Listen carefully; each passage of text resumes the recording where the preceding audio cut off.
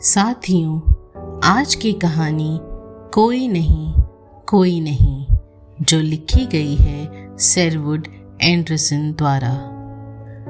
George Wester उन दिनों युवक था जब 27 वर्षीय एलिस हेडमैन ने अपनी सारी उम्र बेंजनबर्ग में बिताई। वह उस समय बेनिंग के स्टोर में क्लर्क के रूप में नौकर थी और माँ के साथ, जिसने कुछ समय पहले दूसरा विवाह कर लिया था, रहती थी। इसी उम्र में पहुंचकर एलिस हेडमैन का कद लंबा हो गया था और किसी हद तक दुबली भी हो गई थी। उसके कंधे तनिक झुक गए थे, बाल और आंखें भूरी थीं। उसका सिर देखने में बड़ा लगता था, यूं लगता जैसे उसके सिर ने शरीर पर छाया कर रखी है। वह मौन स्वभाव की थी, लेकिन उसकी बाहरी शांति के अंतर में एक तूफान सोया हुआ था। एलिस अभी 16 साल से कम उम्र की थी और उस समय तक वह लेनी के स्टोर में नौकर भी नहीं हुई थी जब उसके संबंध एक व्यक्ति नेडकफोरी से स्थापित हुए। वह एलिस से उम्र में बड़ा था और जॉर्ज वेस्टर की तरह बेंजनबर्ग में नौकर था। हर शाम वह एलिस से मिलता और फिर ये दोनों बेंजनबर्ग की सड़कों और गलियों में घूमते, एक दूसरे से बातें करते और भावी जीवन की योजनाएं बनाते। एलिस उन दिनों एक सुंदर लड़की थी। जीवन के इसी युग में एक दिन नेड कोरी ने उसे अपनी भुजाओं में खींचकर प्रेम का पहला चुंबन उसके होठों पर अंकित कर दिया। वह उस समय इतना भावुक हो गया था कि उसने एलिस से ऐसी बातें कह डाली जो वास्तव में वह कहना नहीं चाहता था, और एलिस भी भावनाओं में बहक गई। और फिर जब उसने अपनी उम्र के 16वें साल के अंतिम भाग में कदम रखा तो नेड कोरी ने बेंजनबर्ग छोड़ दिया। अब उसकी मंजिल क्लीवलैंड थी, जहां किसी अखबार में अच्छी सी नौकरी ढूंढकर अपने भविष्य को चमका सकता था। एलिस की इच्छा थी कि वह भी उसके साथ चले और इस इच्छा को उसने कांपती हुई आवाज में प्रकट किया। वहां मैं भी काम करूंगी और तुम भी। भावुक अंदाज में वह कहती रही, मैं नहीं चाहती कि तुम्हारे ऊपर कोई अनावश्यक बोझ डालूं जो तुम्हारी उन्नति के मार्ग में बाधा हो। तुम मुझसे विवाह न करना। हम बिना विवाह किए भी एक साथ जीवन बिता सकते हैं। हम चाहे एक मकान में ही रहें। लोगों को बातें बनाने का कोई अवसर न मिल सकेगा।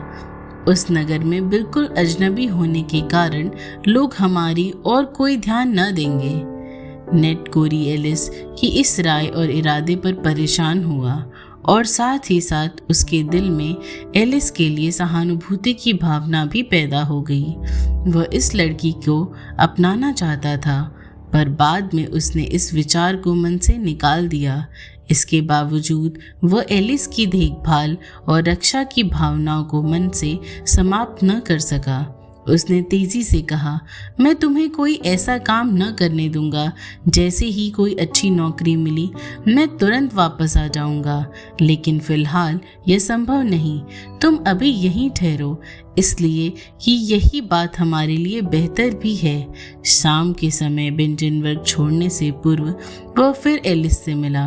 वो दोनों 1 घंटे तक कस्बे की गलियों और सड़कों पर घूमते रहे और किराए की बग्घी लेकर कस्बे के चारों ओर घूमने के लिए चले गए। फिर वे उस स्थान पर पहुंचे जहां से एक हरा भरा मैदान दूर तक फैला हुआ था। वे दोनों बग्घी से उतरे। चांद के उदास मध्यम प्रकाश में वे एक दूसरे के शारीरिक रूप में समीप आ गए, बहुत ही समीप। और जब आधी रात के समय उन्होंने कस्बे में प्रवेश किया तो उनके अंगों पर अजीब सा नशा छाया हुआ था और एक अज्ञात सा उल्लास उनके मन की गहराइयों में घुसा हुआ महसूस हो रहा था। अब हम सदा एक दूसरे के रहेंगे, चाहे कुछ भी हो, नेड कोरी ने एलिस के उसके मकान पर छोड़ते समय कहा था, और वह चला गया। क्लीवलैंड की किसी अखबार में उसे जगह न मिल सकी, इसलिए वह नई आशाओं के साथ शिकागो पहुंच गया। कुछ समय वह अकेला रहा और एलिस को हर रोज यही लिखता रहा। फिर भी वह उस नगर की चहल पहल में खो गया।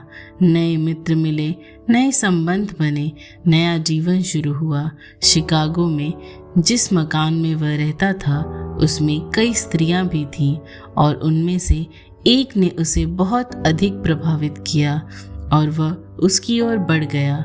बेंजनबर्ग की एलिस अब उसके अतीत की बात बन गई थी। इधर बेंजनबर्ग में प्रेम की मारी एलिस लड़की से स्त्री बन गई थी। जब उसकी आयु 22 साल की थी तो उसके बाप सहसा मर गया। वह एक पुराना सैनिक था। कुछ माह बाद उसकी विधवा को पेंशन मिलने लगी। जब उसने पेंशन की पहली रकम मिली तो उसने एक करगा खरीद लिया और कालीन बुनने लगी और एलिस बेनी के स्टोर में नौकर हो गई। कुछ सालों तक उसे विश्वास ही न आया कि अब नेड कोरी उसे भूल चुका है और अब कभी नहीं आएगा। स्टोर में नौकरी कर वह खुश थी, इसलिए कि सारा दिन काम में व्यस्त रहकर वह प्रतीक्षा की यातनाजनक पीड़ा से मुक्ति पा चुकी थी। अब उसकी केवल एक ही दिलचस्पी थी, पैसा जमा करना। उसका विचार था कि जब वह $200-300 जमा कर लेगी तो वह अपने प्रेम को ढूंढने निकलेगी, ताकि वह स्वयं जाकर नेड कोरी के मन में पुरानी प्रेम की मांग जिंदा कर सके। एलिस अब भी नेड कोरी को उस चांदनी रात की घटना के लिए उत्तरदायी समझती थी, लेकिन साथ ही साथ वह यह भी निश्चय कर चुकी थी कि अब वह किसी व्यक्ति से शादी न करेगी। वह तो स्वयं पर नेड कोरी का स्वामित्व समझती थी। दूसरे लोगों ने एलिस को अपनी ओर आकर्षित करना चाहा, पर उसने कभी उनको प्रोत्साहित न किया।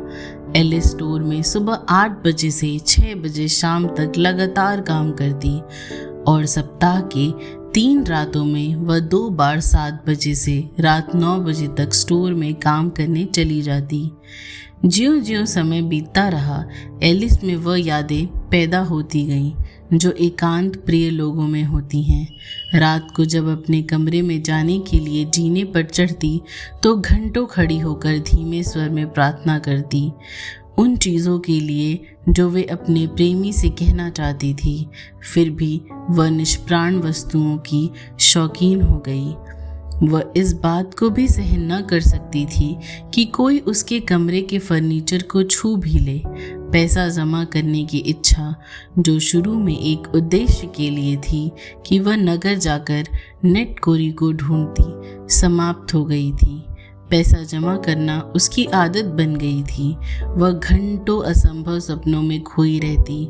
वह सपने सामान्यतः इतनी रकम बचा लेने के बारे में होते कि उससे मिलने वाला ब्याज कितना होगा जिससे वह अपना और अपने भविष्य के पति का गुजारा कर सकेगी। नेड की तो घूमने की आदत है। वह सोचती, अवश्य ही मैं उसे इसका अवसर दूंगी।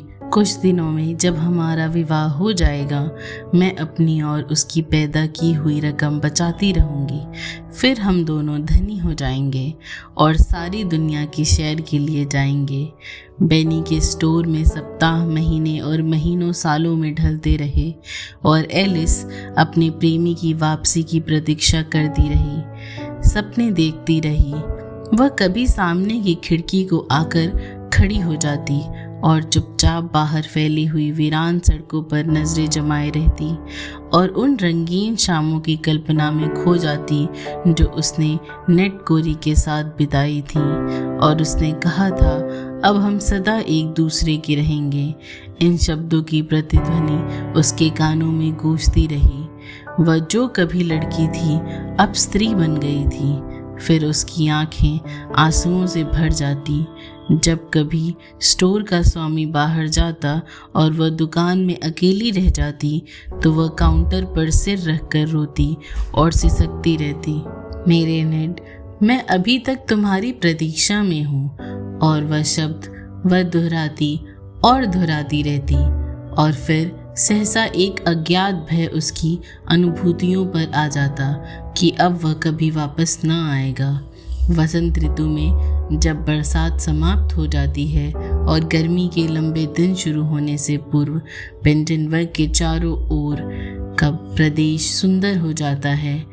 यह कस्बा हरे भरे फैले हुए खेतों के बीच में स्थित है, पर इन खेतों से आगे सुंदर जंगलों के छोटे छोटे टुकड़े फैले हुए हैं। पेड़ों से घिरे हुए इन टुकड़ों में छोटे छोटे मान और शांत कुंज हैं, जहां प्रेम करने वाले जोड़े रविवार के दिन बिताते हैं। नेड कोरी के जाने के बाद कुछ सालों तक जवान मर्दों के साथ एलिस पेड़ों से भरे हुए इन मैदानों की ओर कभी न गई। लेकिन एक दिन जब मेडकारी को गए हुए 3-4 साल बीत चुके थे और उसका एकाकीपन उसके लिए असहनीय हो गया, तो उसने अपनी सर्वोत्तम पोशाक पहनी और उसी ओर चल दी। वह पेड़ों से घिरे हुए एक कुंज में बैठ गई, जहां से वह कस्बे के फैलते हुए खेतों को देख सकती थी। अभी वह ठीक तरह बैठी भी न थी कि वह खड़ी हो गई और सामने फैली हुई हरी भरी धरती को देखते हुए उसको कभी न समाप्त होने वाले जीवन का एहसास हुआ, जो जीवन की उत्पत्ति था। और उसके मस्तिष्क में नए सालों की घटनाएं घूम गईं। वह इस भय से कांप उठी कि वह जवानी के बहारे और खूबसूरती उसके लिए खत्म हो चुकी है। उसे पहली बार एहसास हुआ कि उसे धोखा दिया गया है। उस समय भी उसने नेड कोरी को दोष न दिया। सचमुच उसे पता न था कि वास्तव में दोष किसका है और किसको दोष दे। घुटनों के बल बैठकर उसने फिर प्रार्थना करनी चाहिए, पर उस समय प्रार्थना के बजाय उसके होठों पर शिकायतें आ गईं। क्या अब मैं कभी उसे प्राप्त नहीं कर सकती? क्या खुशियाँ मेरे लिए समाप्त हो गई हैं? मैं स्वयं को धोखा क्यों देती हूँ?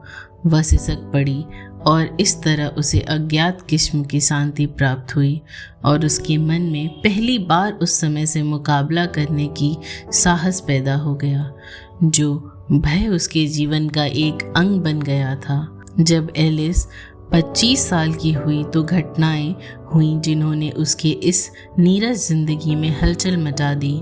उसकी माँ ने व्युथमटन से शादी कर ली, जो कि बेंजनबर्ग में पेंटर था, और वह स्वयं बेंजनबर्ग के चर्च की सदस्य बन गई। एलिस चर्च की सदस्य इसलिए बनी थी क्योंकि अब जीवन में फैले हुए उस अकेलेपन ने उसे भय महसूस होने लगा था। उसकी माँ की दूसरी शादी ने उसके इस भय को उजागर कर दिया था, क्योंकि अब जीवन में फैले हुए उस अकेलेपन से उसे भय महसूस होने लगा था। उसकी माँ की दूसरी शादी ने उसके इस भय को उजागर कर दिया था।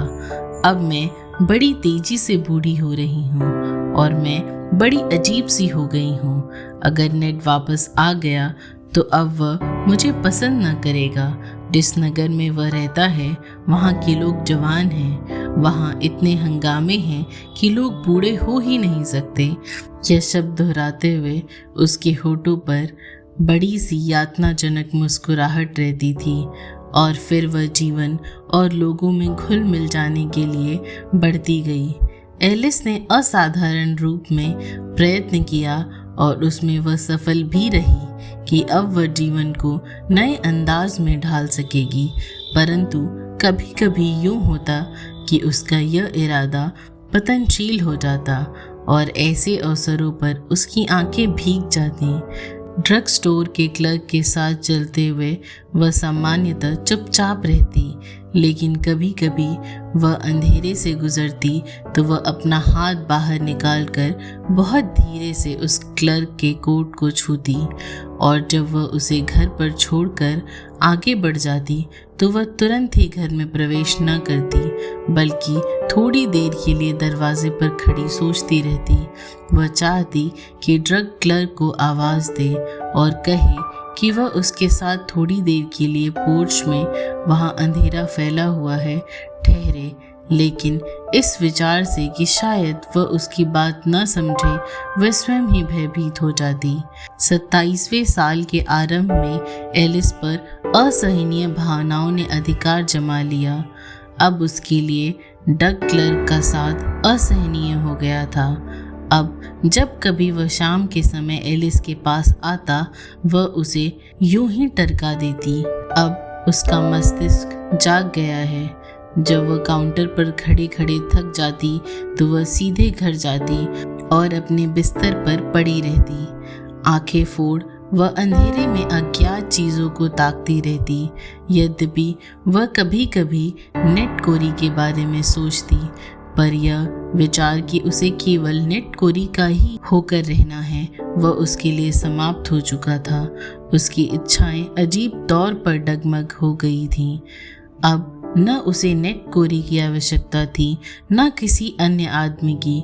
उसकी तो केवल यह इच्छा थी कि कोई उससे प्रेम करे। और फिर एक भीगी हुई रात को एलिस एक आश्चर्यजनक घटना से दो चार हुई।